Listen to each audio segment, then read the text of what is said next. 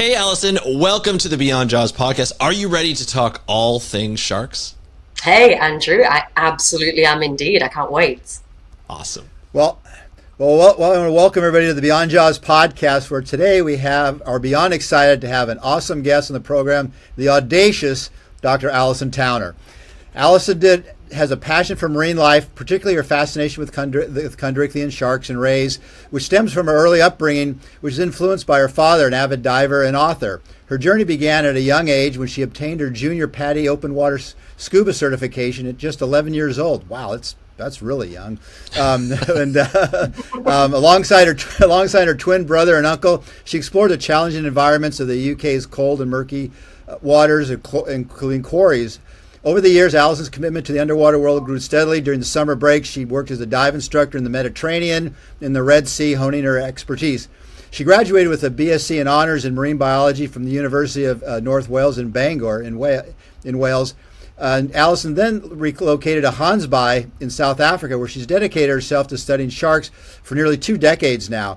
Her MSc thesis was on white sharks, which she completed through the University of Cape Town.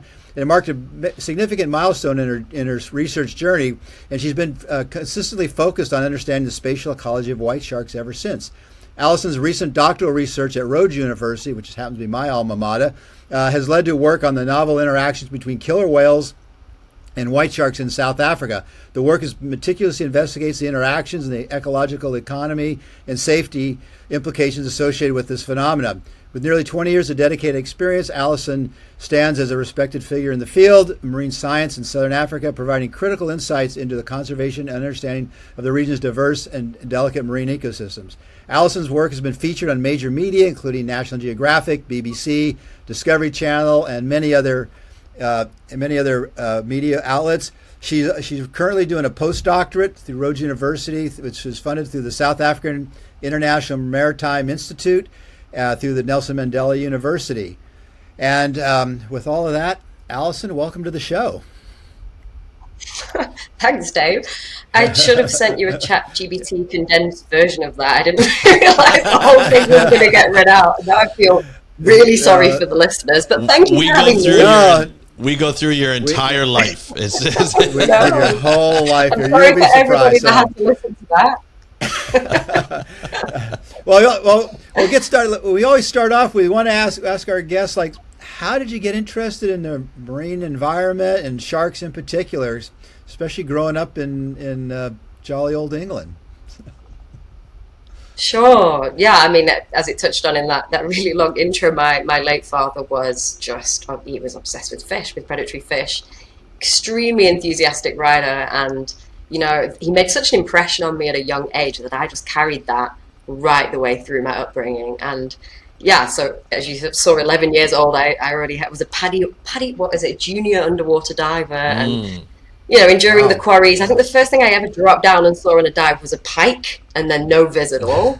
And I watched my twin brother go upside down in a dry suit and pop like a cork from 20 meters, because that's the kind of diving that we were doing. But yeah, it all came from that early passion that my father had. And unfortunately, he passed away when I was 5. So I guess the message there as well is well. I mean, the positive out of it, of the tragedy, is that whatever he had, it definitely lives on in me, and that's exactly why I got into the field. Yeah. Oh, cool. Good. Did you say you started diving stuff with your twin brother? Did he get interested in the marine science as well? Or did he go off in a Interestingly, Lewis took a completely different route. I think because he kind of had to hear his twin sister whittering on about sharks from literally like birth. And I'm talking intense. I had a typewriter. I used to type out articles and make him proofread them. I was the bossy one, 12 minutes older.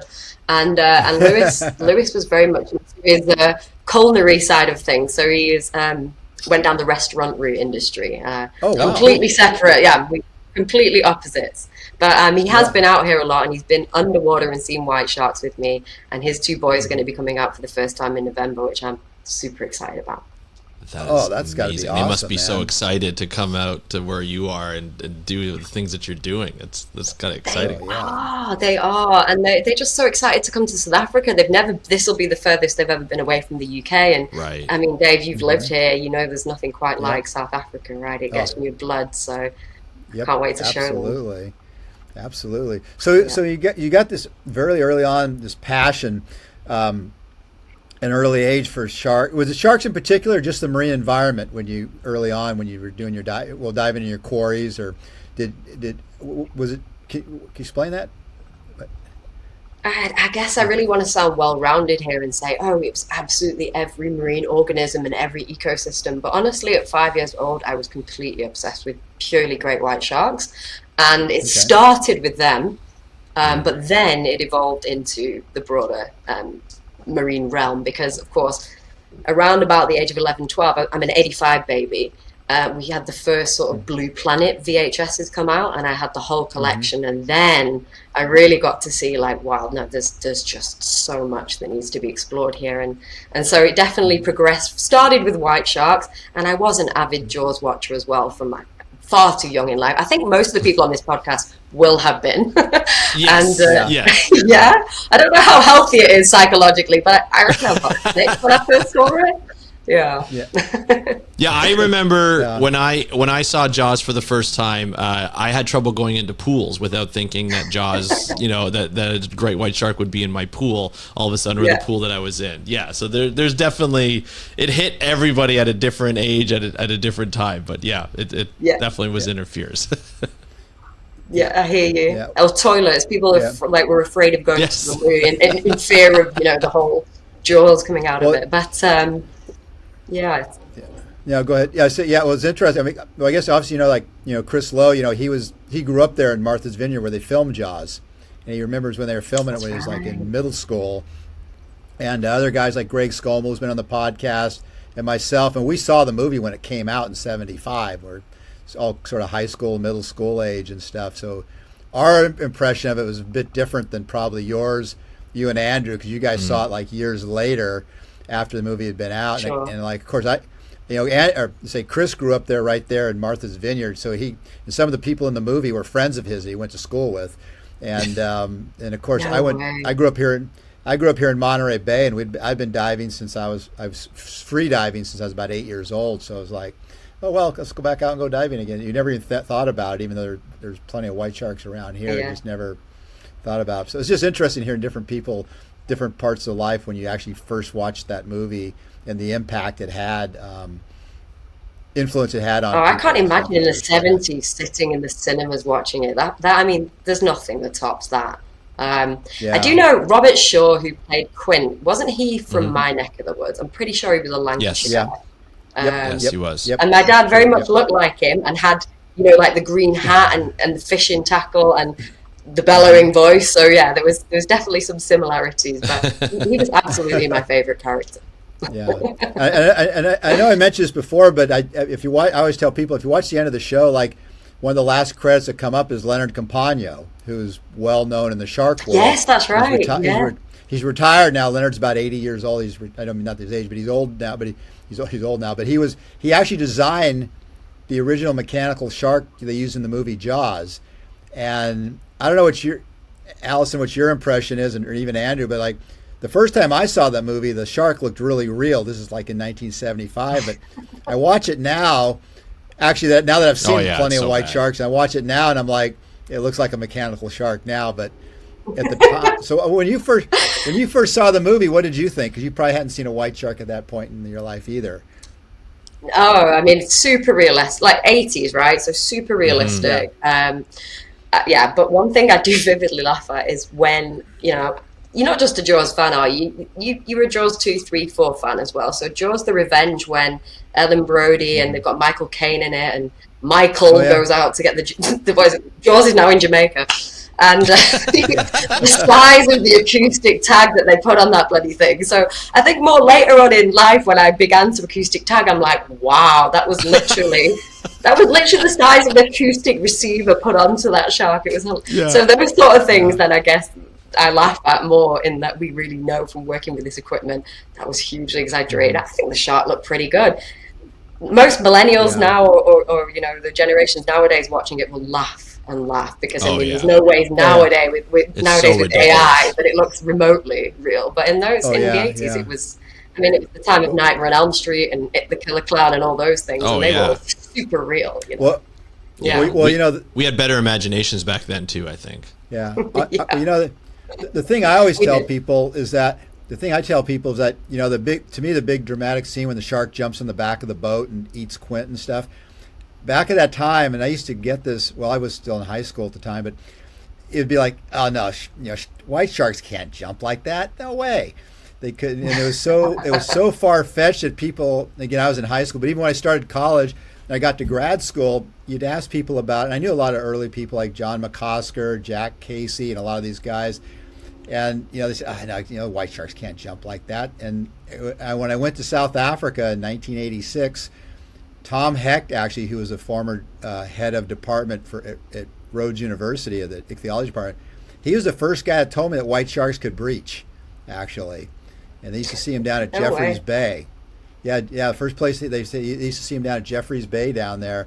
And I thought, no, you got to be kidding me. They can't do that. And then the first time I saw it, I was like, oh my God, these things really can come out of the water. Yeah. And then, but that was to me that to me, yeah, and obviously today it's pretty well known, and people go down to False Bay in South Africa to film it. But that was what always stood out to me in the movie. It was like, oh, the sharks can't jump like that. That's nuts.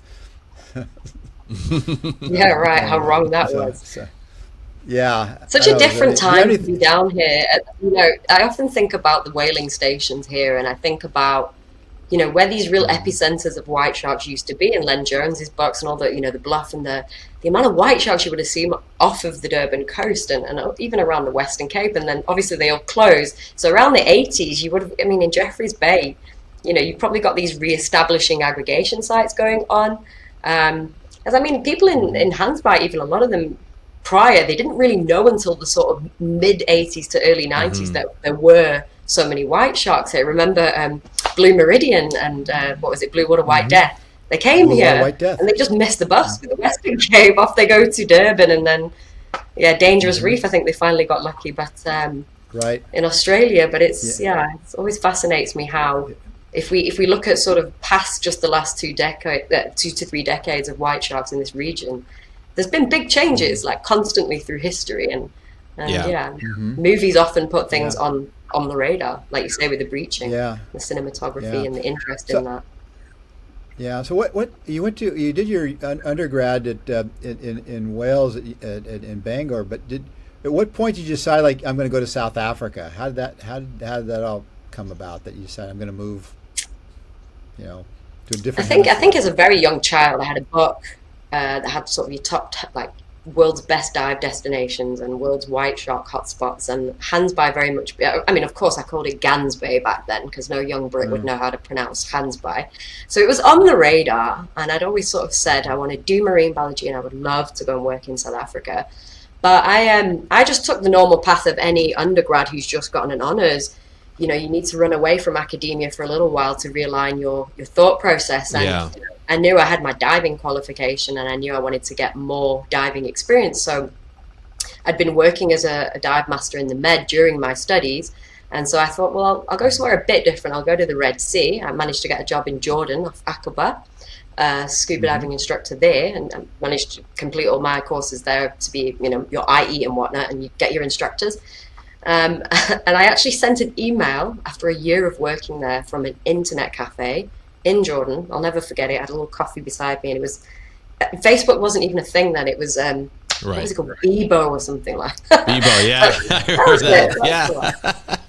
And I remember just it can't hurt. I'll just send an email to this shark cage diving company in South Africa and see if anybody's looking for a female guide, because it seems to be lots of guys working down there. And I actually remember putting that in the email and saying, look, I can lift anchor, I can fill tanks, I can navigate my way around a boat. I am a marine biologist, newly graduated. And when you just think to yourself, if I get an answer, great. If not, and I forgot about it. And the day later, after coming back off the dive, checking my emails, I had a reply, and it was from Wilfred Chivel, who is the director, the CEO of Marine Dynamics, which was one of the prime and still is shark cage diving companies in Handspike. And his answer was, well, come on then down here and let's see what you've got. That was literally it. So, I sort of got back and said, well, and he gave me more information. We are looking for somebody. We would like a female to join the team as a guide. So are you able to come down in January and we'll do a trial period? And I remember going home that Christmas to my mum in Lancashire and saying, "Hi, Mum, I'm done working in the Middle East now." And she was quite relieved because I was right on the border of Jordan, next to Israel and Saudi Arabia. It was an amazing place to be, actually. But it was getting quite unstable in the Middle East at that point. So she said, "Thank goodness you're not going, you're not going back." And I said, "Well, I'm going to South Africa instead." She was like, "Oh, for God's sake, South Africa, really? Yeah. Is that supposed to be safer?" So anyway, bags packed. January the 19th, I came down here and never looked back. That was it. It was, it captured my heart immediately. Yeah. That's and at that point, there were a number of outfits working down in the Hansby area doing the white shark cage diving stuff. Correct? Correct. Yeah, there was 7 or 8 operators. Dyer Island was sort of the main aggregation spot there. It was still very much in its heyday. I mean, Dave, you know as well, right? You ask anybody who really knows white sharks that's worked in various locations around the planet, where was your favorite spot? 9 times out of 10, what I've experienced, you get this sort of glazed look in their eye and they say, Dyer Island Shark Alley. And you say, why? And it's not biz, really, is it? It's not even size of animal. There's just something absolutely magnificent about how white sharks behave around that island system and in that channel. And I'm really lucky to have experienced a good solid decade and a half of that. So yeah, that's basically, as I arrived, they were looking for the guide, and I saw an amazing opportunity to collect some data, of course, hoping it would lead to a master's degree of some sorts. And Michael Skoll had just finished working for Marine Dynamics at that time, so he collected an amazing 10-year plus data set of photo IDs. And so I just kind of continued on from his work, adding to that and collecting as much information as I could around the local environment and what specifically around how the sharks behave. Yeah. So let me ask you this: you had, like, when you went down to Marine Dynamics, you're going down there as a guide and sort of like a dive master, instructor, and so forth, doing shark cage diving, which is a fun job. But you had the wherewithal to be like, no, while I'm here, I'm going to collect data. I'm going to do science because I've got a degree and I want to do science. How did your bosses reacted to that? How did the people for Marine Dynamics, did they just say, oh, a lot of people do that, so did they guide you through it, or did you just kind of come up with the concept yourself?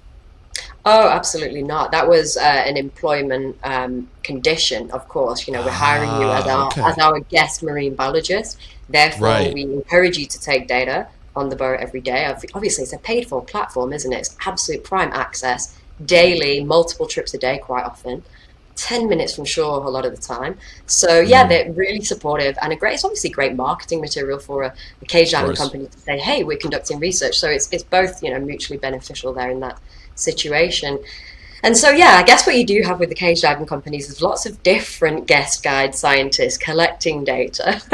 So there did become a point where the government did have to streamline, okay, who is getting research permits here to do legitimate research, and who can actually work together and pool information, so we don't have all these kind of papers that contradict or dilute, and especially take science out of South Africa, because that is quite common when you get it's parachute science, isn't it? You get tourists come in, 3-month guest period, take quick data, off they go with it, and now next minute there's no accreditation to any institute in South Africa.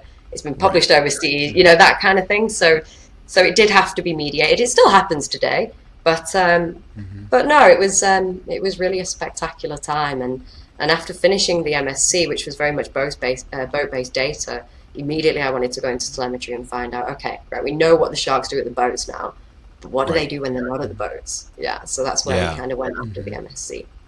Yeah. Nice. Yeah. And you had a lot, obviously at that point in time, you had a lot more, the technology advanced on the tagging stuff, so you can actually put tags on them that would be out for a little while and get some sense of where these things were moving over a longer time frame and stuff.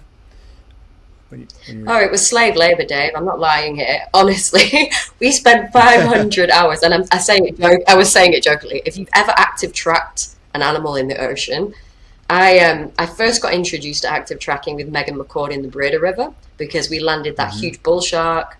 Dave, you were actually involved in that paper. I think you either reviewed it or you added commentary, but that was in 2009. So it was just as I finished my MSc, and I went with Megs to the Breda, which is a river system 2 hours drive from here. It wasn't supposed to have bull sharks in it, but it definitely did. We got an acoustic tag on this massive female. She was about 4 meters total length. She did the most incredible, she showed the most incredible movement patterns in this river system. And I thought to myself, well, hey, this is easy, tracking a tag around a river. I mean, gosh, we got great data. How hard can it be to do in the ocean? Well, turns out it's a little bit of a different ballgame when you're trying to do it out in the rough seas of the Atlantic. So yeah, the next few years then were very much dedicated to putting acoustic tags on great whites, but not ones that are R-coded that speak to receivers as the shark swims off and you sit back and collect data and download when you can. This is like, okay, you have to launch a boat, get a hydrophone in the water, go on a wild goose chase to find your shark with the tag, find it, and then stay with it, weather permitting. And so I did 500 hours of that with Dr. Oliver Jewell, who's based in UWA. And the two of us had the most wild adventures out there. I'm talking pulling up at Dyer Island in the middle of the night. And as we're there, we're watching abalone poachers just dropping off their boats to go poach abalone, which obviously we know is a shellfish on the seafloor. Right. And we're sort of saying to these guys, hang on, we're tracking a 4.5 meter white shark in this channel, and there's probably multiple. They don't care. They've got a job to do. We've got a job to do. So we go on. And so many stories like that where a lot of the time Ollie and I just looked at each other like, why are we even out there? Look at the sea. Oh no, we've got to collect data. So yeah. We got great data though. So yeah. Yeah, oh, I'm sure. Well, that's the nice thing about grad students. You got an endless supply of them. We're all kind of young and naive. I'll use naive instead of dumb, but it's like, you're just kind of like, oh sure, this sounds like a good idea. Let's go do this. And yeah, they go synonymously, definitely. And being familiar with the area, I can tell you that could be a pretty unforgiving part of the coastline if the weather turns on you. It can be really unforgiving down there. Not even bringing in the white shark element of it, just being out on the sea at that time. It can, especially when you're saying you're going at night as well. Oh, that's got to be that's got to be some. Gotta have some. Ollie got the really rough end of the deal because he used to do most of the night track. So I would skip at the boat in the daytime, and we're talking just a little 9 meter long butt cat with 2 Yami 85s, 2 strokes on the back. So it's like a little thing, and we're heading out in these big seas often. And of course, what do white sharks do? They go to where the reef is, right? And what does the reef do? The reef breaks. So a lot of the time I would have students on the boat and we were just sort of like navigating, okay, we can't go that close in, but of course the shark's close, right? So we'd have to sit and wait for sharks to come out and then continue the tracking. But I would get back after sort of a whole day on sea and I'd see poor Ollie in the harbour and he has to now take the night shift. And yeah, there was some really, really, really wild seas out there. I don't think looking back I would have done it again. But the payoff from the data, we both got cracking papers out of that, and I think, I'm glad we did. I think, like you say, young and naive, definitely. Yeah, you do it at the right time. Yeah. You do it at the right time. And, Well, obviously the technology advanced a lot more now, where you can actually just put tags on them and just kind of put your receivers down there and just go pick up the receivers periodically. Is that pretty much the type of research? Yeah, absolutely. And thank goodness for ATAP. I mean, what a great network. It's just so helpful for us all to be able to know there's that central database and everything's going in there.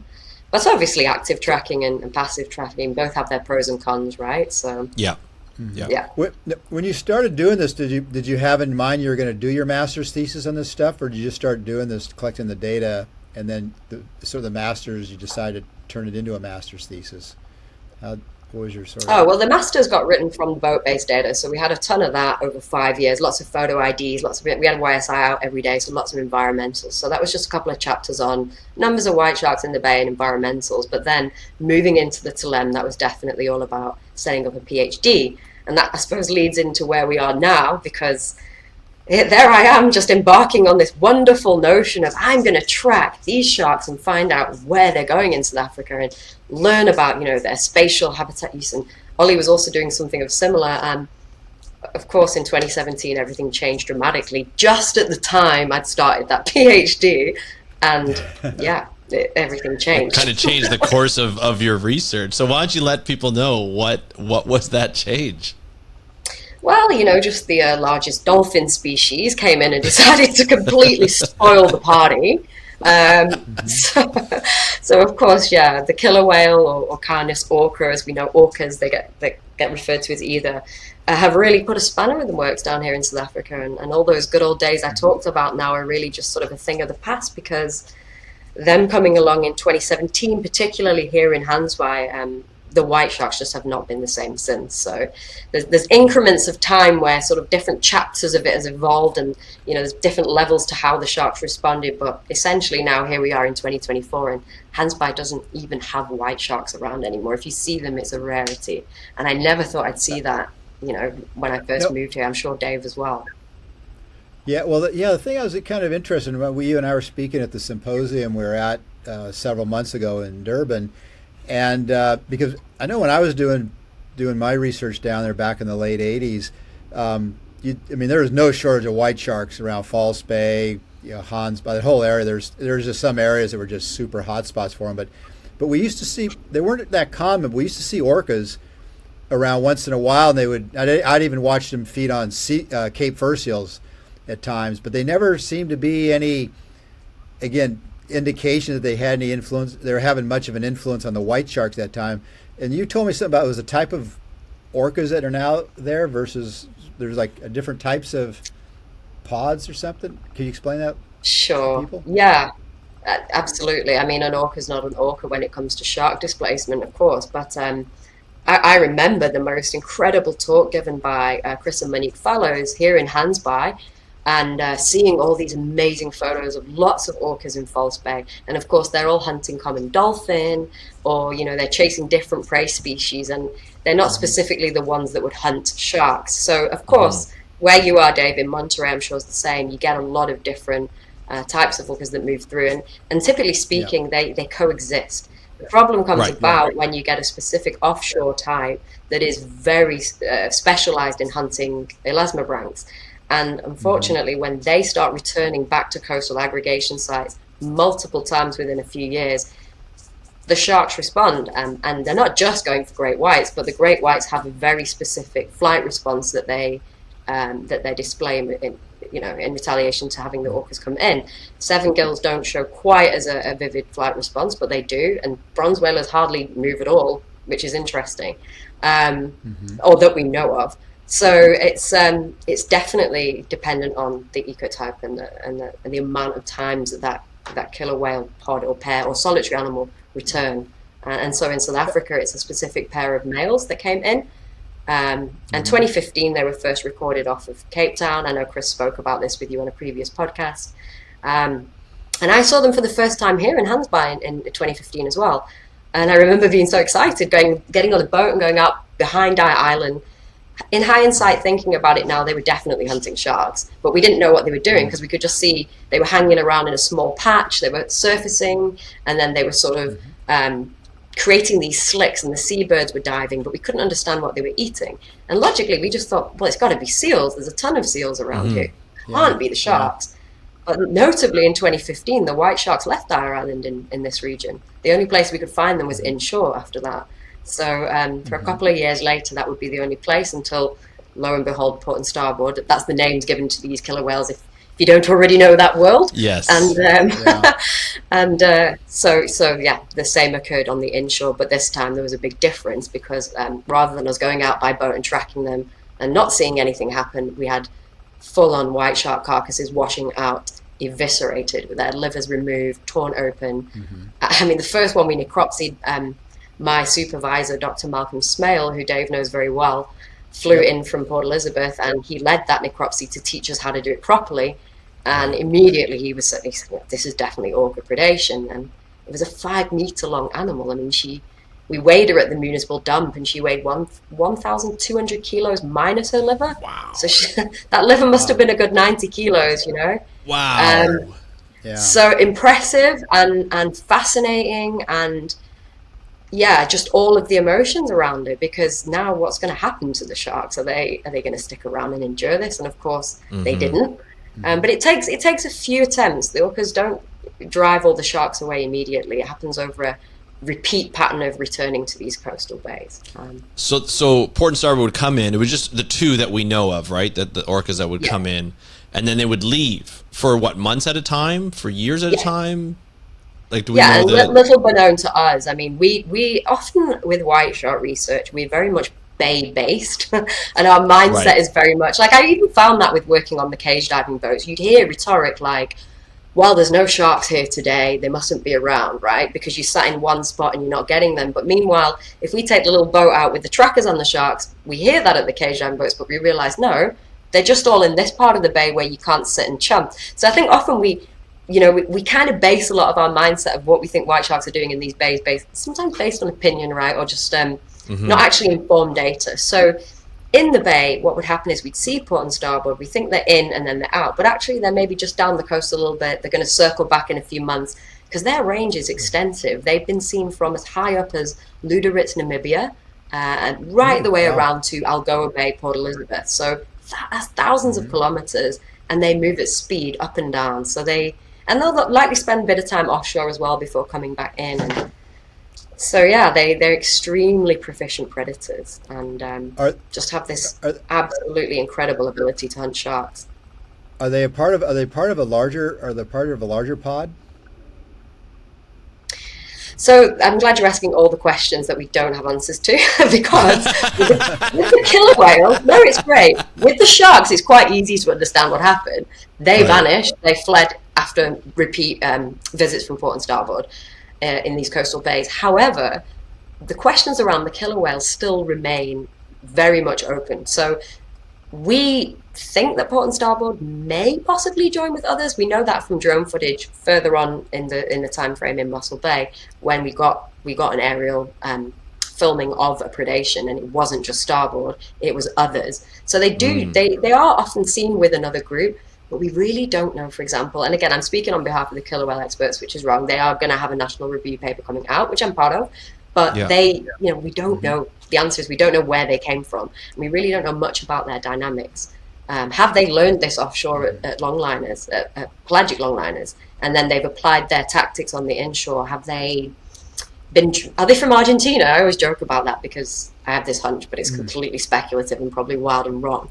But there was one male that had a collapsed dorsal fin in Argentina that was part of a 7-gill shark slaughter in one of the published papers by Rees et al.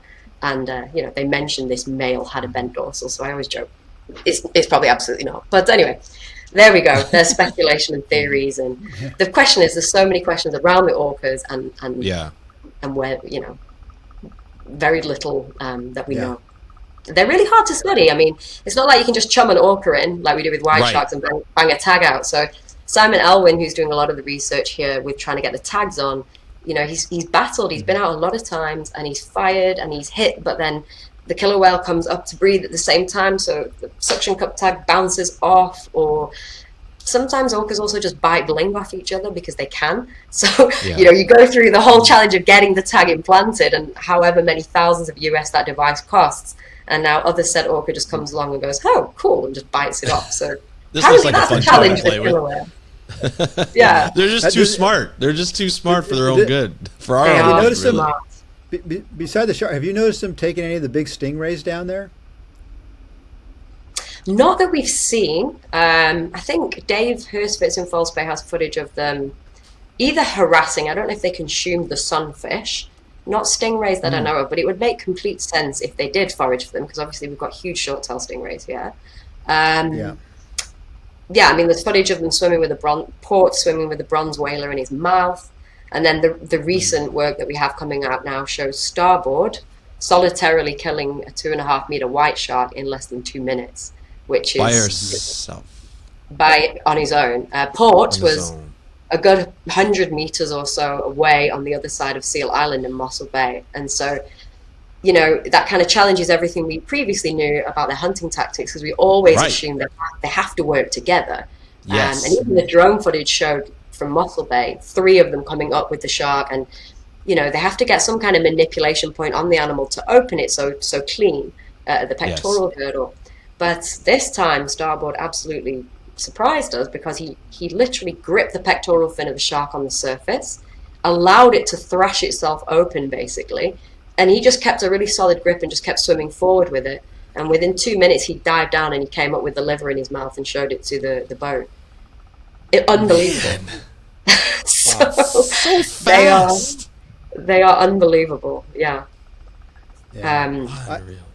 And one can't help have such respect for them as predators. It doesn't Of mean, course. we do get we get the two camps here in South Africa on what they believe has caused the disappearance of South Africa's white sharks. It is controversial as a topic. And I believe fully that the orcas or the killer whales are connected to a bigger picture, which is connected to overfishing, which is connected to climate change and degradation. Right. Something happened to the oceans to make them come in to the coastal seas and now start targeting these sharks. But at the same stroke, this is rewriting some of natural history that we didn't realize happened so quickly. And in response to these killer whales, the coastal ecology is really being impacted at a very fast rate. Your critically endangered African penguin, for example, is now facing increased predation from Cape fur seals or competition with Cape fur seals for food. And so I guess we just didn't expect all these things were able to happen so quickly here, and they are. And it's all down to lack of white sharks. I think we all answer that question, don't we? Why do sharks need protecting? Well, guess what? If they're not around, it's terrifying.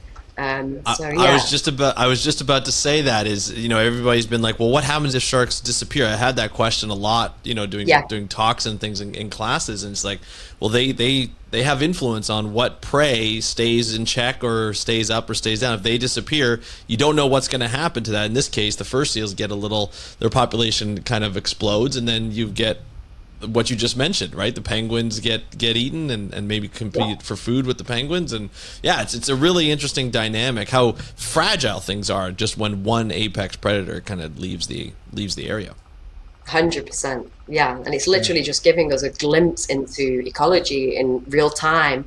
Even the mesopredatory composition here, the bronze whaler shark was never seen at cage diving boats. Now it's the prime species. It's fascinating. So I think as much as this topic can be quite, depressing, because nobody wants to accept, I guess, that two killer whales or a group of killer whales are responsible for such drastic impacts. The reality is we can't overlook their additional pressure on southern African white sharks, because it's real and it's significant and it's happening more and more frequently. So conservation strategies, models need to take into consideration. This isn't a small impact. If they start targeting sharks coastally, they don't stop. And the one day last year, this exact same time last year, Port and Starboard were just around the corner from here in Pearly Beach. Again, just hunting in a localized patch for an hour or two. The next week, 19 seven-gill carcasses washed out, eviscerated. 19 of them we necropsied. And it was like, how did they kill that many in a couple of hours? It's nothing compared to a fishery. I acknowledge that, absolutely. But it isn't great either as an additional pressure on the stocks here. Yeah, and they don't need it. They don't. They don't. They don't. Wow. Yeah. So a question I had for you is I know from talking, I was up in Durban a while back, actually before the conference there and stuff, and talking to some of the dive shops. And they were saying they see white sharks up there off the kind of Durban and north of there more frequently than they used to. Do you think the white sharks have moved that way? I think there was a period of time just after the displacement in Hansbayer and in Mossel Bay where we saw a slight uptick in the east. And I think it's really challenging. It's like when I did the photo ID study, I only did it once, and then I ran a mile because it's so challenging. To really quantify accurately when you don't have monitoring and data right the way along the distribution of this animal. So we've got these disappearances in the Western Cape Bays of False Bay, of Hansbayer, and indeed Mossel Bay to some extent. But then there were periods of time, particularly around 2018, 19, 2020, where Mossel Bay was loaded with white sharks, Plettenberg Bay the same. And yes, East London, Transkei Coast, Durban were also reporting, but again, no verified monitoring happening. So honestly, I think it's challenging to try and look at what the population has done in terms of has it declined. I think absolutely there have been abrupt declines in certain areas, possible slight upticks elsewhere, but it might not balance out the extreme loss in the West. In fact, it doesn't. But I also wonder, again, it's hypothesis here. I've put some satellite tags on, not many, but the one track I just got back was fascinating because it showed the shark stayed just a little bit offshore, not within range to be seen by coastal boats, cage diving boats, not within range to be picked up by acoustic receivers. in strange areas where you wouldn't expect them to go. And I've spoken to a lot of fishermen, and they're like, oh, but those are rich fishing grounds. She came into Hansby once, this animal, quickly, and then she was off again. So she didn't want to be coastal. And I just wonder, is there not a cohort of them that have just relocated themselves? They're generalist predators, right? White sharks have the amazing ability to forage for a whole plethora. I think we've got over 40 listed species here in South Africa. In the Tall Sharks Board, smaller shark species, whether they be pelagic or demersal, make up a large percent of the shark's diet. But there's a lot of other species they forage for: teleosts, scate frazior, marine mammals, especially when they get really big. So I just think that looking at the most plausible theory as to where they've gone, and whether, I don't think there's now an eastward shift or an uptick per se, but I think there has been drastic movements in certain cohorts, and none of those are all one broad brush situation. I think it's very variable. There could well be animals that have fled off towards sub-Antarctica and Australia. The problem is we don't have enough satellite tags out. And we should have started a whole government crew satellite tagging the species already in 2015 when the question started. But it's lack of funding. So that would be the win, because then we could actually answer that question, Dave. Are they in the Eastern Cape more? But we can just see from what happened after Mossel Bay in 2022, now we have shark spotters in Plettenberg Bay, which were never there. And the shark spotters is the monitoring program in the Bay, the safety program that was established in Cape Town. People go on the mountains with binoculars, trained professionals, they spot for sharks, and then they record that data, and there's warning flag systems for water users. Well, we now have a shark spotters system in Plettenberg Bay, because there were 2 fatal bite incidents by white sharks not long after the orcas had displaced the white sharks in Mossel Bay. So that's what I'm saying is we have to be really careful with broad brushing when it's such a dynamic, complex topic. And had people have known that there was a little bit of an uptick in Plettenberg Bay prior, those warnings could have been out, those systems could have been put in place. So it's a complex one, and I really don't think you can just sort of say they've all gone east or they've all been found. And I think some of the science has been construed differently in the press to what it actually is saying. Yeah. Well, I know when I was there, you saw the sea lions, and this goes on in North America on both coasts, where they started recolonizing parts of the coastline where they'd been basically hunted out. And so as the sea lion rookery started turning up, white sharks, of course, started showing. Plettenberg Bay was one of those areas that I remember the white sharks started showing up once the seals started recolonizing the area there. And so I kind of, so I've seen this sort of dynamic that's gone on now for 30, 40 years now, where it seems like this whole cycle. Do you have any thoughts on some of that stuff, like with the seals and what's going on with the seal population, as well as the orcas? Yeah, I mean, the seal. It's difficult to say with the seal population, because in certain respects, yes, they have been protected now for decades, and they may be showing some kind of recovery. But remember as well, with the seals, there's been mass die-offs as well in disease, and a lot of mortalities within the seal populations. Whether that's enough to keep up with the overabundance due to lack of sharks, there's no monitoring on it. So it would logically, I mean, Cape Cod, as you say, and areas like that where you get a rebound in a good prey species such as the fur seal, the white sharks would typically come back. But now with the orca situation, we're not seeing, there's plenty of seals available, and we're just not seeing the white sharks around the colonies at all. And I've had 2 other animals that I've tagged, and they've also gone east. So one was, I tagged it in Strace Bay, and I think, they presented on this in the Shark and Ray Symposium, Dave. It turned up in Mozambique a couple of months later. They dropped a bruv down. It was Rhett Bennett and his team. They dropped the bruv down, and they were like, oh, hey, here's a white shark in Mozambique. 4 months later, there's the little tag, and we ID'd it. It was exactly the same little shark we tagged in Strace Bay, but it hadn't been detected on any of the coastal receivers. Why? So it had clearly taken an offshore path. And then Austin Gallagher was here with Shark Week last year, and we got a humongous white shark off Durban, a 5-meter animal. And she came up, we satellite tagged her. She popped up in Mozambique as well. And I ID'd her. She was matched back to the Hansby data set. We had her in 2021 in Hansby.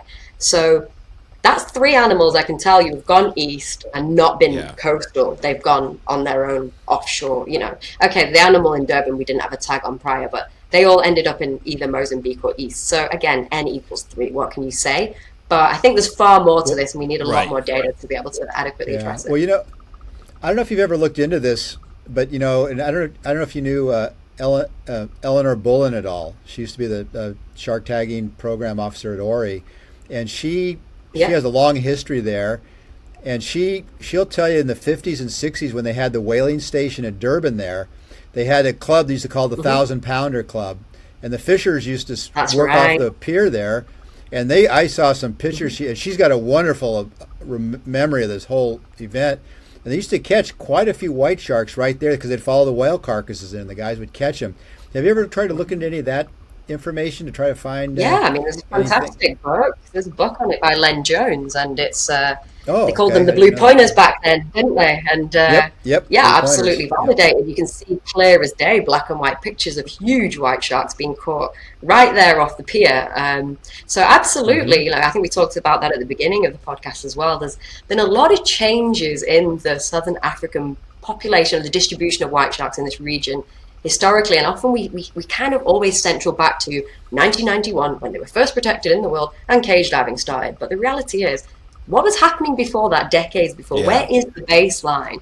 And certain areas where we know there's probably been a lot of white sharks historically and still are. There's just nobody studying there. They're so remote the areas. There's no tech.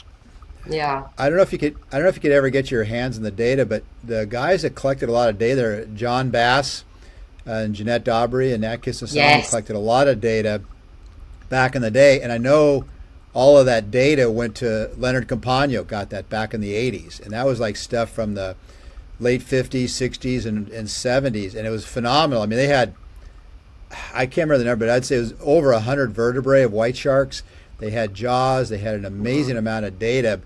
The problem is I don't know what to tell you about where you could get that now, but there's your baseline data for a lot of that stuff if you track down that information. Yeah, there's a lot of those papers as well. I mean, Bass, etc. And so it's just all such gold literature, isn't it?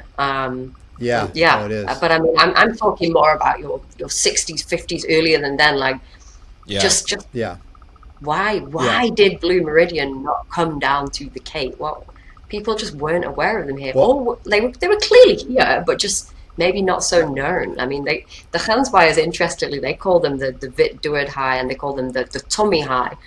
Wit Doordhaai is kind of an incorrect. It's great death shark, I think, or something like that. Yeah. Right. But the Tommy High is English eating shark because there's a shipwreck here where actually in the 1800s, a lot of Brits had to make a swim back to shore. The ship sank. It was the HMS Birkenhead. Many were killed historically in the records by these monstrous man-eating sharks of the deep. But the local fishermen still call them the English-eating sharks, Tommy High. So yeah, it's interesting. Yeah. So they were definitely here. We know that, but. Oh yeah. Well, I was gonna say the only thing with the Blue Water White Death filming and stuff, they went to Durban because that's where they knew they would catch them and stuff. And I don't think anybody probably thought they're like, let's go ask people in Cape Town about white sharks. They just went where they knew that some of them caught them. And the other thing I think is in that time frame, nobody had ever tried to go out and actually film white sharks at that time. They'd fishermen catch them and kill them. They were the first guys that I can think of that were not to actually try to film them, and they went to where they knew they were landing them. And I just had no idea. They just had no idea to think to ask anybody like about white sharks down in the Western Cape. So it would have been interesting. I mean, if they'd have come to Dyer Island, there's a book called Dawn at Dyer by the late Jan Pipes, they used to call him, and he did all of the historical sort of questionnaires, trying to find out from all the old locals who have relatives who have stories, and there were stories of how they used to row out and they used to club the seals at Dyer Island, of these pulley systems where they used to winch the seal hide across the channel and the sharks used to jump up and go for the. I mean, again, it's just all like an all-you-can-eat buffet. Well, I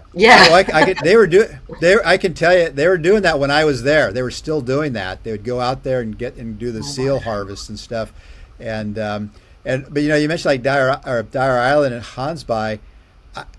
You and I talked before about this large, about 6 meter white shark they caught back in 1987. And at that time, Gansbuy was such a sleepy little town that the only reason I first heard about it was because they brought in this big white shark, which is he started talking to the locals down there and said, "Oh, there's plenty of white sharks out there, but this was an exceptionally big one that they brought in." But otherwise, it was there's all these little towns like Hansby that, of course, me being a foreigner, you'd never think to go.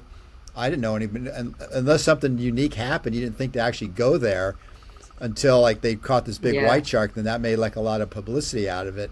And so, I just and it was an incredible time shark. Yeah. Still a sleepy town, Dave. Very much so. People bus in and bus out. They do the cage dive. They go home. It's very, very small still. Fishermen and shark people live here. Right. Yeah. Well, now it's become if you mention Dyer Island, even here in North America, anybody that does any diving is aware of. They'll know what's South Africa. They may not be able to show you on a map, but they've heard of it. Whereas when I'd never heard of Hansby. I mean, there was just nothing. It was just showed up Cape Town, Port Elizabeth, Durban. That was about the coastal areas. Anything else was just like, oh well, you just go and visit those. In fact, when I was there, Paul Cowley and I we would go to all these towns after I got onto the Hansby thing, and talk to the local guys there, and they're a wealth of knowledge, and they're just kind of like, oh, let's go to a pub and tell us all about the sharks, and they just get those fishermen talking about sharks back then. It was just, man, you'd be like taking notes and treasure trove of knowledge. I bet you got all the stories, especially over brandy and Coke. Oh yeah, yes, exactly, over brandy and Coke. And if there's a pig and whistle there, that'd be one of the favorite hangouts for a lot of these guys there. And if you're South African, you know what I'm talking about with the pig and whistle there. There's some great spots. Yeah. Well, with all your stuff, let me ask you. Go ahead. Go ahead, Andy. Sorry, I just we were talking a lot about the orcas and where the sharks have gone and sort of seeing that a bit of a shift. Like you said, 3 individuals can't really make full sort of assumptions that they're all there. But even with the first seals and the penguins and stuff, there seems to be a lot of questions still to be asked. And then even you mentioned, Ali, before that there's not enough tags to go to tag all these animals and to be able to find where they're going, how they're being, what their ecology is, what their distribution is. Is there, now that there are so many more questions that are coming up, and it seems like we're in a state of change, are there more eyes from the local universities in South Africa, from international communities? Are there more eyes and money and funding being thrown at these questions to you're looking at asking climate change, ecological dynamics, community dynamics, predator dynamics and prey. There just seems to be a trove of data that could be collected and just not enough people dedicated to it. Or maybe not that there's not enough people, not enough funding to be put there. Where is that sort of gap? And how can people that are listening to this who want to go into, shark science be able to sort of contribute? Yeah, I mean, that's a great question. There are, legitimately really great NGOs that are aiming to fundraise to specifically be able to put these devices out. I think it's not even per se really a matter of not having enough tags at this point. It's really hard to access where the killer whales are and where the sharks are. So it's more like basically in an ideal world, we could do with one of these really elaborate cruises where there's a whole, a lot like the Africana in your day, Dave, where just everything gets done. And again, that funding something like that is upwards of millions, right? It really is a lot of money. So, I mean, you would think that the world would be forthcoming with some kind of idea here, because the government don't have the funding, and they're very open about that. I mean, South Africa has its issues, right? That's their priority. Not saying I agree or disagree, but that's the reality of what we're facing. The reality. So I guess that's where we're kind of at a crossroads. Is the project needs to be of a really sizable scale to achieve what it is that we need. And there is talk of a government cruise coming that we're able to sort of piggyback on. So that will likely happen in the next few years. But honestly, I feel like all of this should have been priority already in 2017 when it started, and it's now sort of just chasing the tail end of the change, which is just now sort of dominating. Where is everybody? Where is everybody, and what's their status? It's like a check-in, right? Yeah. That's it. And then the research permits are also an issue here. So you've got You've got very specific areas where people are allowed to study sharks, and they're very cognizant of not allowing them to be too close to municipal beaches for obvious reason. And so what you tend to get, and it's the same everywhere in the world, and I think in the US as well, you get these labs and these researchers that are only restricted to tagging white sharks in Northern California or Southern California or Cape Cod or Canada, and it's kind of the same in South Africa. It's like, well, your research area is False Bay, yours is Hansby through to, yours is, and so actually all the Western Cape researchers are collaborating and trying to share resources, but when all the sharks are kind of east and in really difficult locations to get to, we kind of need a bigger effort. So I know that's not an easy answer and a very, I would love to just say, hey, just donate to this link and it helps, but it's, it's really complicated. Well, plus white sharks are a very political species too. It's one of those things that everybody stakes out their turf, and they're just like, there's all these groups doing white sharks in South Africa, and they've got, South Africa is one of the most diverse chondrichthyan communities in the world. So it's kind of an interesting thing. I'd actually love to get up to Madagascar and Mozambique and go and have a look there, Dave. Look around that South Madagascar area and see. Because one key piece of this puzzle is, where are the mature animals? All the sharks, the white sharks we're getting here now that we do see, are very young, very, very much juveniles. Right. And where are those big animals? Because that's really a key research question to answer now, particularly. Are they breeding? Are they surviving? Well, they're in East Africa, I think north of Durban. And I say that because whenever they get one, whenever you see one there, they're massive. They're like, 5.5, 6 meters in length. And so I think that they're somewhere. I mean, I was in Zanzibar a few years ago, and they'd landed just a few days before I got there, they landed a 6-meter white shark. And I knew it was pretty damn close to that because I saw the boat it was laying in front of, and the boat was still there when I got there. I looked at the boat, and I looked at the pictures of the shark, and I was like, that's pretty damn close to 6 meters. And the fishermen were just like, I asked them, you catch them? They said, oh, we get them once in a while. Of course, I'm looking at how big the boat is. The boat's maybe 8 meters, and they're landing these big sharks in there. Wow. And I don't know how the hell they're landing them, but that'd be a whole. What is it with you, Dave, showing up and then there being like a 6-meter white shark landed? There's a correlation here. I know. I'm just glad I see him on the shore. I'm not in the water with them. That Jesus. That's true. I don't mind if I'm on the land or on the boat or something. It's like, okay, well, that's good. I don't want to be in the water with one that big. I'd lose my. But you don't just think that those really large animals, I'm talking now your 5-meter plus white sharks, the majority of them are big for a reason. They're vigilant. So they remain in places that don't put them in contact with threats. And I know, just seeing the real whoppers at Dyer Island, and not often, on the rare occasion, it would be a very quick drive by. The shark wouldn't even respond to a chum line or a bait. It would cruise past you. It would still keep cruising past you because only the dorsal's gone past now. It was that big, and it's not stopping. And I just think, you look at Michael Domeyer's tagging data. He always puts that up on his app. And I think there's Poe girls back now in the Pacific, and she's coming in with a few other whoppers at the same time. And they're all just right out in the mid-open ocean. They're just doing a quick coastal visit, but there is such a massive component to white shark movement that is so far out of what we understand and know, because it is largely a offshore deep sea component to the movement. And it's kind of weird to sort of think about, are we really even seeing the big picture when we're just sitting in coastal bays looking at subadults? There's a lot more to it. Are there permits for the offshore areas? Like, are those given out, or is that necessary at that point? I mean, you could get one, right? But where do you start to go and chum in the abyss? You've got to have such a localized point, and then you've got the depth. So it's not like in the coastal bays where you've got a good chance of getting one in on a chum slate.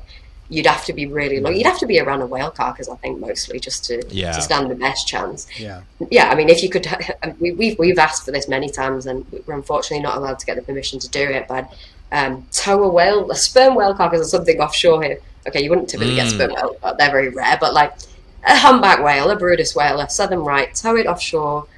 Yeah. Let's see now. See what you can get. Yeah. I have to. Or maybe follow the orcas. Follow port and starboard a little bit longer. They'll probably lead you right to it. Or they just show up coincidentally at the carcass. Yeah.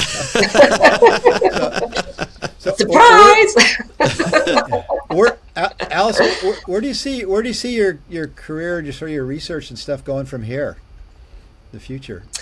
Well, that's a really great question. I've just started this postdoctoral study. I can't get enough of this whole topic because I've really put my effort into getting the PhD finished on it, tried to get the papers out. I'm really focused on just whatever science we can get at this crucial time, even if it is just a short note on an observation, get that out. I think that's really crucial right now. So I'm focused on that. I'm also really interested a bit in the socioeconomic impact. So a shark town is now not specifically a white shark town. What does that mean? What does that look like, employment-wise, demographics?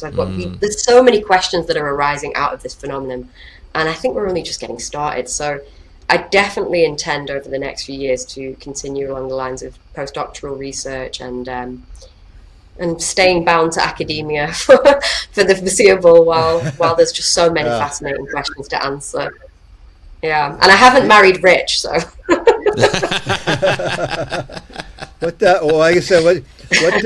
What advice do you have for someone starting out if they can't marry rich?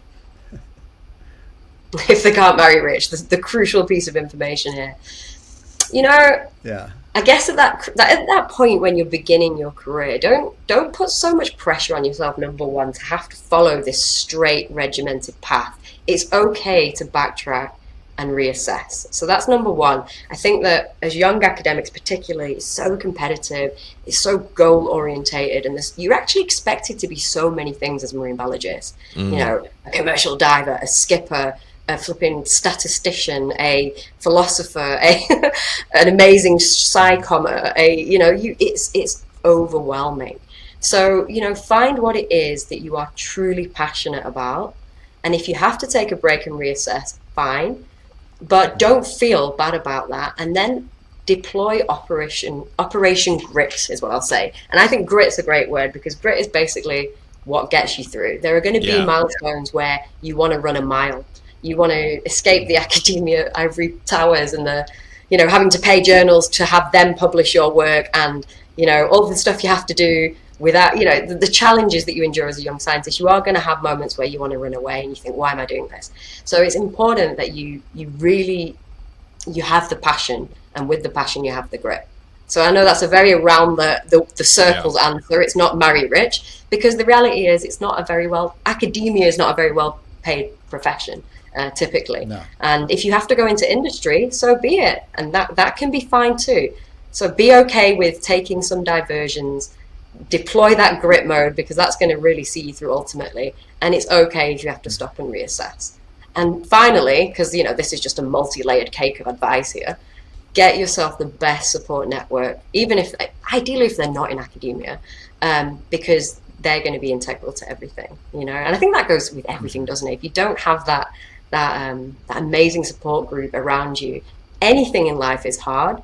And I think, especially in science, we really put ourselves on this pedestal of being we have to cope with everything and be straight-faced and professional. And no, you need to also be able to have soundboards to talk things through with, and people that you love and you trust and you enjoy, and have a great sense of humor. Have humor too. That's it. So there's a book, basically. Love it. A book of advice. Love it.